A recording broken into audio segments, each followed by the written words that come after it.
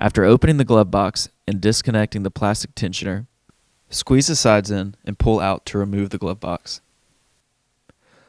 Locate the plastic tray containing the air filter and simply pull out to remove.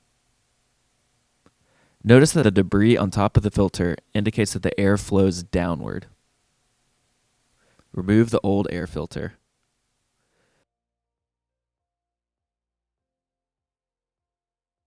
Ensure that the airflow indicator on the new filter is pointing down before installing. Slide in the new filter.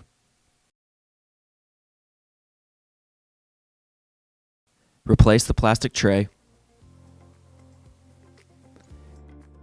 Install the glove box and reconnect the tensioner. Squeeze the sides in and press in to reinstall. And that concludes the install. What makes PUREFLOW filters unique are the 4 layers of filtration technology: a filtration layer to eliminate dust and pollen, activated charcoal to trap mold and harmful gases from pollution, baking soda to absorb bad musty smells, and antimicrobial technology to suppress the growth of bacteria, mold, mildew, and fungi.